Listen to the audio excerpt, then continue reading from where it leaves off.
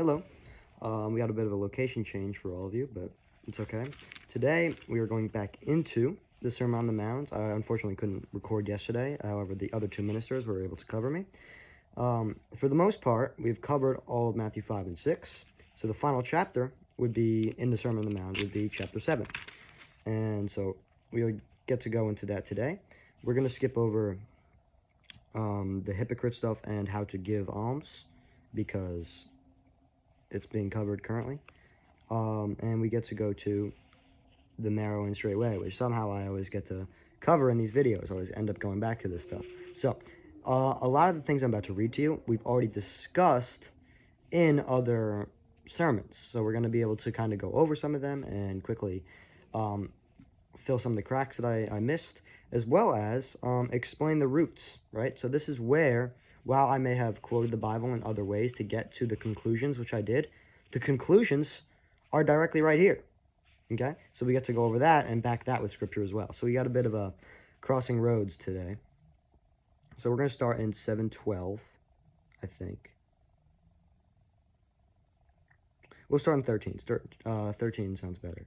So 7:13, enter you into the straight gate, for wide is the gate, and broad is the way that leadeth to destruction, and many there because which go in thereat. Okay, so that is explaining the way to hell. Okay, the wide gate and broad is the way. Okay, it's talking about the broad path. It's talking about it's very easy to go down this way. The great analogy that I've heard in the past is if your prison cell is ever so lavish and very comfortable, and that gate shuts and it's finally closed, you're still in a prison cell. And people fail to understand that in their lives. Even if your life is amazing and your life has all these wonderful gifts and pleasurable, and you have a nice big chair that's comfortable, you have a nice big bed that's wonderful, your stomach is full, your pockets are greatly full and closed to any of the people that need it, on this life, it may be good. It may be better than that of a Christian. It may be better than those of faith.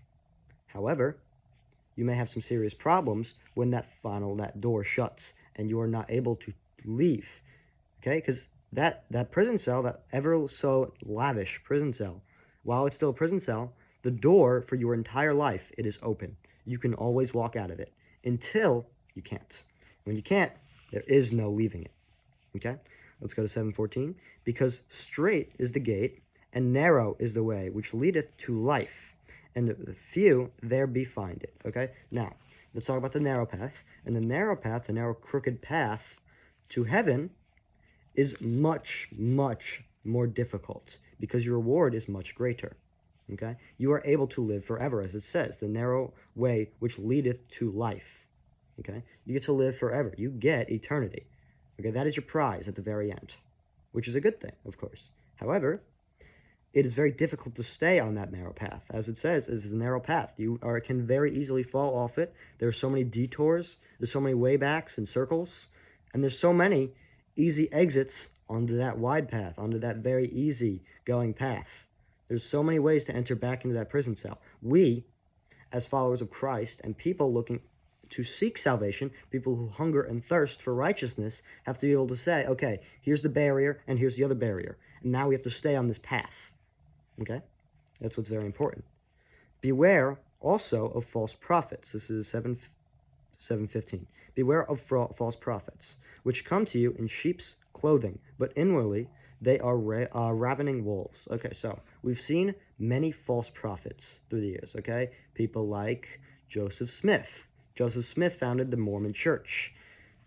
The Mormon Church is evidently not of the Christ faith. He wrote the Book of Mormon, and it was, not only not biblically correct, not canon, but also in direct contradiction of the Bible. There's many false prophets that you can point out.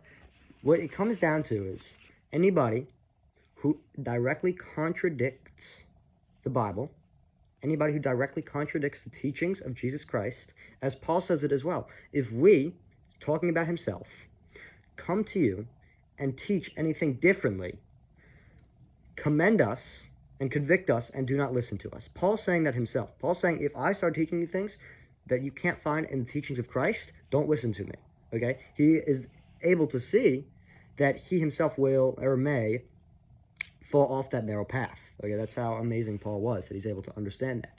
So picture that along with many other people. We saw somebody come out recently who said, I fulfill Muhammad and Jesus Christ. And he was somewhere, I think in Texas, right? Some random man just came to say he is the Christ who is returning for the second time. He was just completely lying. He's a false prophet. Evan went over a false prophecy where they found, or a prophecy that was fulfilled of people saying that they found Jesus in a tomb, which is obviously completely and factually untrue because they didn't, as Jesus also prophesied about, maybe not in this sermon, but in a different one, okay? So we see many.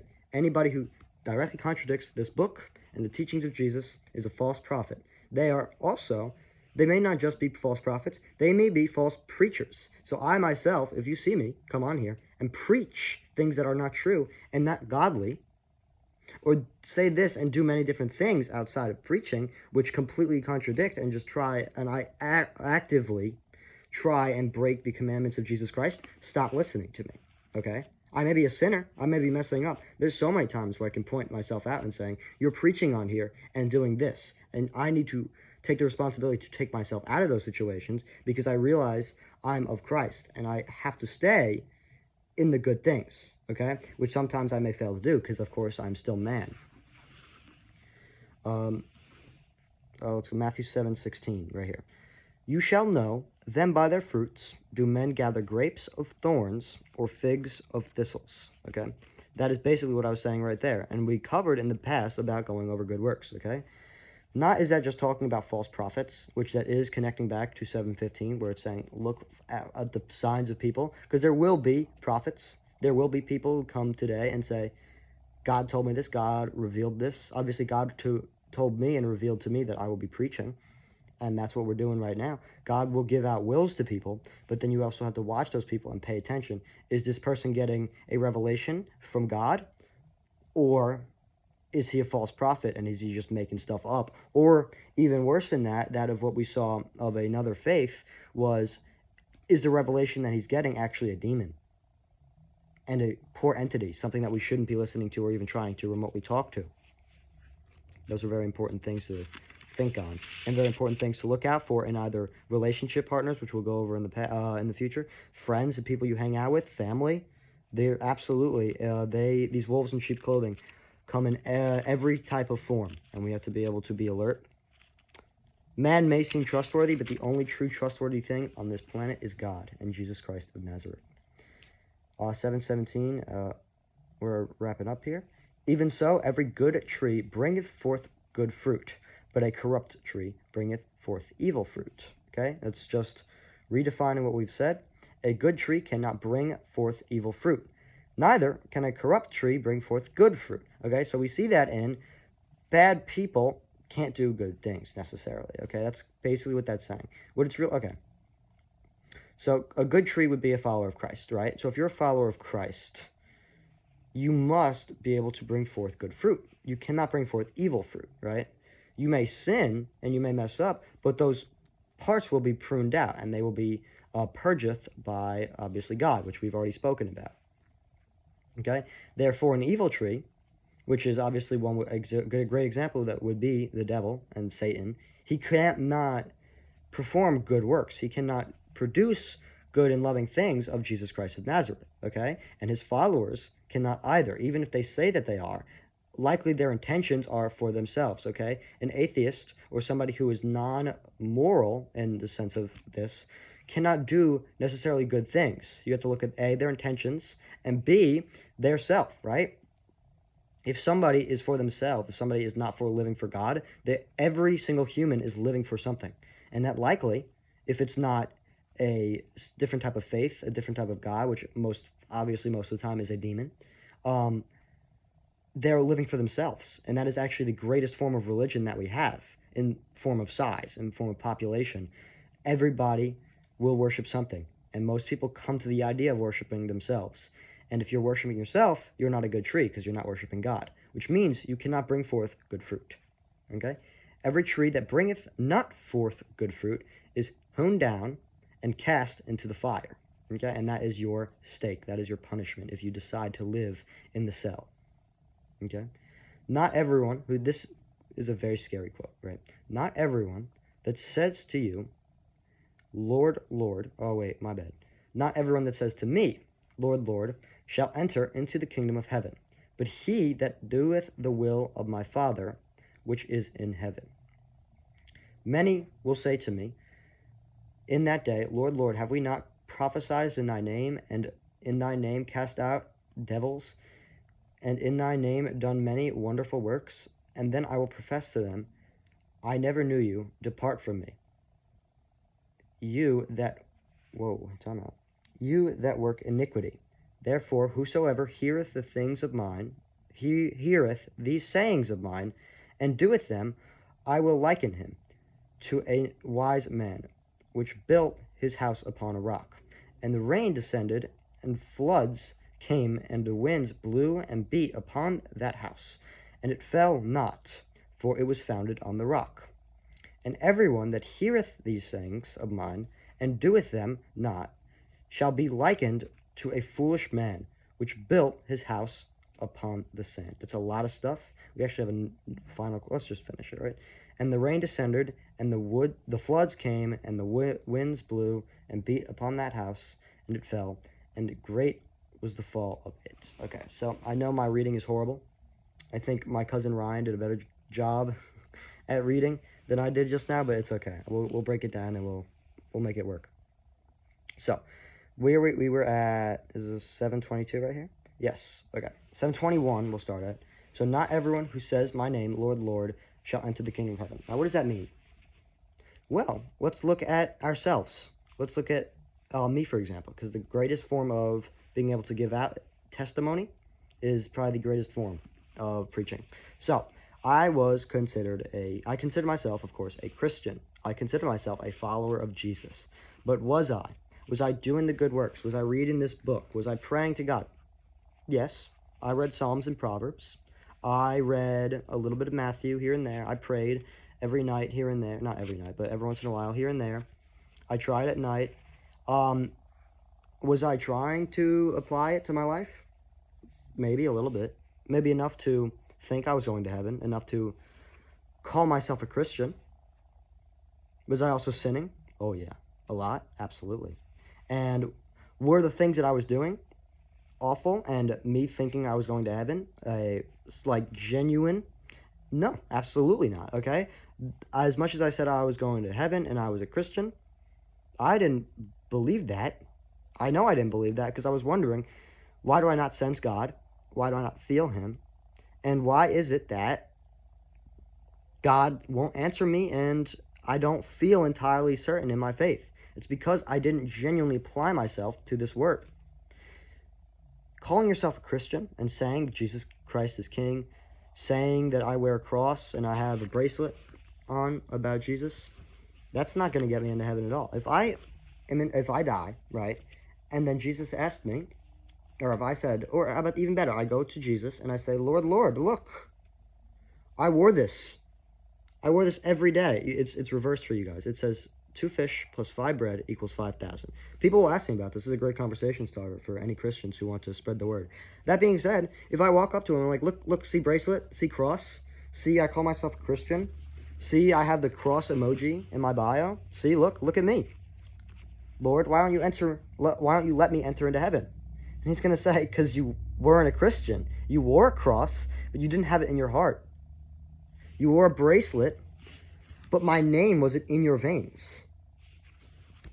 You said my name, but the teachings never entered your mind, okay? And that's very important, okay? That's what it means when it says that, okay? I can come up here and I can say as much as I want. I can say my John 3:16 and my Romans 10:9 and my Acts 16:31. But if I don't really believe them, if I don't come out here and say this and talk about the Sermon on the Mount and then get up tomorrow and then try and apply them to my life, that doesn't mean I have to be 100% successful.